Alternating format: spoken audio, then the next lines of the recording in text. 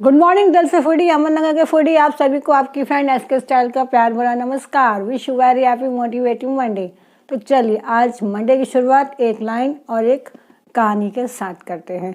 जिस दिन से तेरे दर पे आना सीख गए उस दिन से शिकायत नहीं शुक्राना सीख गए। इस लाइन के साथ शुरू करते हैं आज की कहानी। आज की कहानी एक भक्त और भगवान की है। एक भक्त था, वो बहुत ही ज़्यादा दुखी था। सेवा भाव से बहुत अच्छा था, पूरा दिन मंदिर में ही था रहता, दिन भर भगवान की सेवा करता था। लेकिन उसको भगवान से हमेशा शिकायत थी। हमेशा वो भगवान से बोलता, वाह भगवान तुम्हारी किस्मत कितनी अच्छी है, तुम भगवान न हो बने और मेरी देखो दिन भर ये काम वो काम, ये प्रॉब्लम ये टेंशन, और तुम्हें क्या बस एक जगह होके खड़े होना रहता। ऐसे वो रोज़ शिकायत करता, मंदिर में आता, काम करता और फिर चला जाता। एक बार उसने भगवान से फिर यही बात की, तुम्हारी किस्मत अच्छी है, तुम भगवान बनकर बैठे हो और मुझे देखो दिन भर कितना काम होता है, कितने लोगों को झेलना पड़ता है। तुम्हारे अंदर अगर इतना ही तुम भगवान हो तो तुम एक बार इंसान क्यों नहीं बनते हो। इतने में उस मूर्ति में से आवाज़ आई कि बेटा तुम ऐसा बोल तो तुम रोज़ बोलते हो, लेकिन शायद तुम्हें पता नहीं है कि भगवान बनना इतना आसान नहीं है। तो फिर वो पहले तो इधर उधर वो भक्त देखता है कि आवाज़ आई कहाँ से है, क्योंकि मंदिर में तो एक मूर्ति और उसके सिवा कोई दूसरा है ही नहीं। फिर वो पहले तो उसको वो डर लगता है। फिर उस मूर्ति में से आवाज़ आती है, बेटा डरो नहीं, मैं ही बोल रहा हूँ जिससे रोज़ तुम बोलते हो कि भगवान बनना इतना आसान नहीं है। वो बोलता है इसमें क्या है, दिन भर तुम्हें एक जगह पर खड़े होना है और मुस्कुराना है। बोलता है ऐसा नहीं होता है, मुझे बहुत लोग अपनी शिकायत करते हैं, मुझे फिर भी चुपचाप सुनना पड़ता है। कोई मुझे थैंक यू बोलता है तो भी मुझे चुपचाप सुनना पड़ता है। कोई मेरी तारीफ़ करता है, कोई मुझे दुनिया बनाने के लिए थैंक यू बोलता है, कोई तुम्हारी तरह रोज़ सुबह शाम मुझे गालियाँ देता है। मुझे हर समय हर कंडीशन में चुपचाप रहना पड़ता है। तो बोलते हैं इसमें क्या, ये तो कोई भी कर ले। एक काम करो ना, आप एक दिन के लिए मेरी जॉब पे आ जाओ, मैं एक दिन आपके लिए आपकी जॉब पर रहता हूँ। आप देखो इंसान बनकर क्या होता है और मैं देखना चाहता हूँ कि भगवान बनकर क्या होता है। पहले तो भगवान माने नहीं, कि बोलते नहीं ये इतना आसान नहीं है, तुम्हारी एक लापरवाही से बहुत कुछ गलत हो सकता है। बोलोगे नहीं क्या करना है आपको, खड़े ही तो होना है। तो भगवान ने बोला ठीक है, इसने इतनी सेवा की है मेरी, क्यों ना चलो इसको एक बार चांस दिया जाए। तो एक दिन भगवान छुट्टी पे गए और वो उसकी जगह पे वो भक्त आ गया। पर भगवान ने कंडीशन रखी, तुम्हें चाहे कोई कुछ भी बोले, तुम्हें मुंह से आवाज़ निकालनी नहीं है, तुम्हें सिर्फ मुस्कुराना है। क्योंकि भगवान का काम है बस मुस्कुराना और अपना हाथ ऐसे रखना है, आशीर्वाद देते रहना है। भगवान वो भक्त बोला इसमें कौन सी बहुत बड़ी बात है, ये तो मैं चुटकी बजा के करूँगा। भगवान एक दिन की छुट्टी पे निकलते हैं। भक्त भगवान की जगह पे आता है और जैसे वो बोल के गए थे कि बिल्कुल हिलना डुलना नहीं है, हाथ ऐसे रखना है और मुस्कुराना है। एक अमीर आदमी आता है, सबसे पहले वो भगवान को हाथ जोड़ता है और भगवान को बोलता है आज मैं बहुत बड़ा बिजनेस का फैक्ट्री डालने जा रहा हूँ, अपना आशीर्वाद देना हमेशा की तरह। ये काम भी मेरा दिन दूनी रात चौगनी तरक्की करे। और ऐसे करके हाथ जोड़ता है और जैसे ही वो नीचे पैर पड़ने के लिए झुकता है तो पर्स उसके नीचे गिर जाता है, जो कि नोटों से भरा हुआ था। पर वो बिना देखे वो आदमी ऐसे ही मंदिर के बाहर चला जाता है।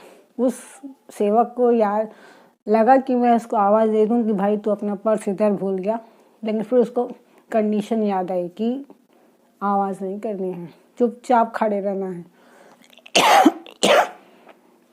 इसी बीच थोड़ा और वक्त हुआ, फिर एक गरीब इंसान आया। फिर उस गरीब इंसान ने हाथ जोड़े कि ये क्या है, मेरी किस्मत में आज से तूने 1 रुपया दिया है, अब मैं इस 1 रुपये से कैसे ये पूरा महीना चलाऊँगा। और फिर वो भगवान के हाथ जोड़ता है और पैर जैसे ही छूने जाता है तो उसको वो गिरा हुआ पर्स मिलता है। उसको लगता है वाह, आज तो मेरी किस्मत इतनी अच्छी, आज मुझे साक्षात भगवान ने इतना बड़ा पर्स मेरे पास भेज दिया। वो उस पर्स को उठाता है और भगवान का आशीर्वाद समझ के लेकर जाता है।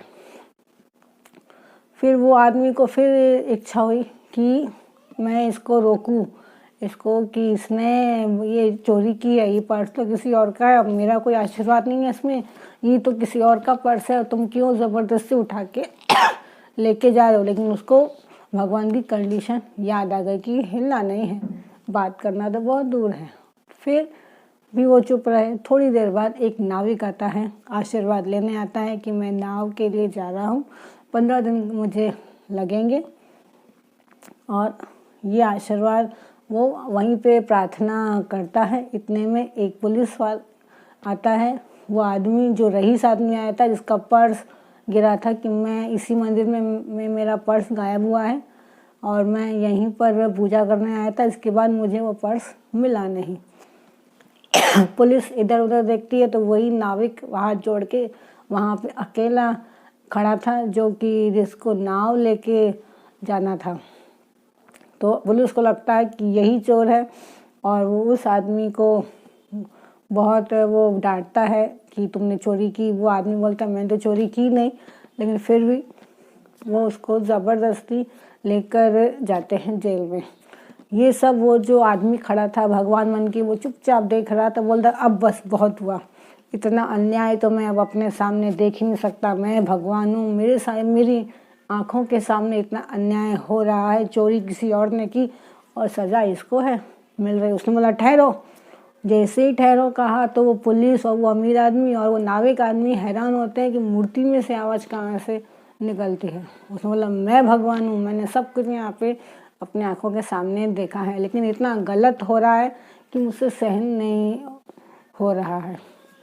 उसने बोला ये चोर नहीं है, ये तो सिर्फ नाविक है, ये तो हाथ जोड़ने आया था, आशीर्वाद लेने आया था। और चोर तो अभी कुछ देर पहले ही आया था, उसके पास 1 रुपया था, उसको लगा मैंने उसके लिए पर्स भेजा है तो उसने वो पर्स उठा के भाग गया। चोर तो वो है। पुलिस वाले ने उस नाविक को छोड़ दिया और अभी कुछ देर पहले ही वो गया था तो उसको तुरंत उस आदमी को पकड़ा, उससे पर्स वापस लिया और उसका उस आदमी को पर्स वापस दिया। मामला हो गया, बिल्कुल सुलझ गया। उसको ऐसा लगा जो भगवान बन के उस दिन खड़ा था। थोड़ी देर में भगवान आते हैं और वो जो सेवक था वो वहीं का वहीं खड़ा था भगवान बन के। तो आज जैसे ही वो भगवान आते हैं, वो भगवान थोड़ा मुस्कुरा के हुए आते हैं और वो आदमी को बोलते देखा तुमसे अच्छा काम तो आज मैंने किया है यहाँ पे। तुम करते क्या हो? तुम बस यहाँ पे खड़े रहते हो, जो गलत होता है ना तुम उसको करने देते हो। तुम मेरी जगह तुम होते ना तो तुम आज इतना बड़ा इल्ज़ाम यहाँ पे होता। एक ईमानदार आदमी के ऊपर एक चोरी का इल्ज़ाम लगने वाला था। पुलिस वाला था, मैंने बचाया उसको, ऐसे उसको बता रहा था वो। भगवान सब उसकी बातें ध्यान से सुनते हैं, पूरी कहानी उसकी ध्यान से सुनते हैं और बोलते हैं सत्यानाश तूने क्या कर दिया। बोलते बेवकूफ़, जब तेरे को मैंने बोला था कि तुझे कुछ बोलना नहीं है तो तू बोला क्यों उधर? तुझे क्या लगता है भगवान बनना इतना आसान है? ये सब विधि का विधान होता है, ये सब पहले से तय होता है। जो जिस आदमी का पर्स गिरा था वो बहुत ही चोर आदमी है, उसने चोरी से पैसा कमाया था। वो बिजनेस में हमेशा ये घापले करता है। एक फैक्ट्री बंद करके दूसरी फैक्ट्री वो चालू करता है। बोलते अगर उसके करोड़ों की कीमत में से 1,000 का पर्स भी किसी ने अगर उठा लिया तो कौन सी बड़ी बात थी। और वो जो दूसरा गरीब था, अगर उसकी ज़रूरतमंद की इच्छा पूरी हो रही थी तो वो चोर कहाँ से हो गया? उसको पैसों की ज़रूरत थी, उसके पास ज़्यादा था, उसने उठा लिया। वो उठाया तो गलती से था, कोई उसने चोरी थोड़ी ना की थी। और वो जो नाविक था तूने उसकी मौत के मुंह में डाल दिया, क्योंकि वो 15 दिन के लिए वो जा रहा है जिस यात्रा पे, वहाँ तेज़ तूफान बारिश आने वाली है जिसमें उसका जहाज़ फंसने वाला है। अगर वो जेल में 15 दिन के लिए जाता तो वो सुरक्षित रहता, लेकिन तूने जानबूझ के उसको मौत के मुंह में डाल दिया है। अब उसकी मौत वहाँ पे निश्चित है। तब ये इतनी बातें सुन के उस सेवक की तो आंखें दंग हो गई। वो हैरान परेशान हो गया कि मैं इंसान बनकर ही बस इंसानी बातें ही देखता रहा और ये भगवान हैं, इन्होंने दूर का भी देख लिया, इसलिए ये भगवान हैं और इनका काम बस ये ही कर सकते हैं, हमारे जैसे इंसान नहीं। उसको अपनी गलती का एहसास होता है, वो भगवान से माफ़ी मांगता है और बोलता है बस भगवान मुझे माफ़ कीजिए, आपकी जगह आप ही आइए, मैं अपने ही काम में खुश हूँ। क्योंकि हम बस इंसान ही बन सकते हैं, इंसान के पास इंसान बनने की ताकत है, इससे ज़्यादा नहीं। फिर उसको भगवान समझाते हैं कि जिसको जितना मिला है वो उसमें ही वो खुश रहे, क्योंकि उससे ज़्यादा शायद उसके लिए वो था ही नहीं। अगर उससे ज़्यादा उसको मिलता तो वो हो सकता है उसके लिए नुकसानदायक होता। इसीलिए मैंने सबका पहले से लिख के रखा है और इसीलिए मैंने 2 हाथ दिए हैं कि मेहनत करो, सच्चे लगन से करो तो आपकी किस्मत हमेशा आपका साथ देगी। तो रोना धोना कुछ नहीं होता, रोने से कुछ नहीं होता, शुक्राना करना सीखिए। तो वो आदमी भी उस दिन के बाद से शिकायत छोड़ के शुक्राना करना सीख गया। बोलते हैं शुक्राने में इतनी ताकत होती है, जो मैं पहले नहीं लिखता हूँ वो बाद में लिख देता हूँ। तो एक बार शुक्राना करना सीखिए।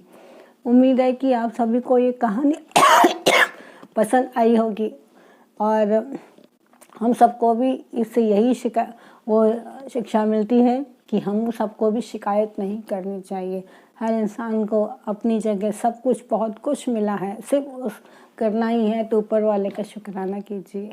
देखिए उसने कितना कुछ दिया है आपको, सवेरे से रात तक निकल जाएगी लेकिन आपके शुक्रों की लिस्ट ख़त्म नहीं होगी, इतना उसने हमको दिया है।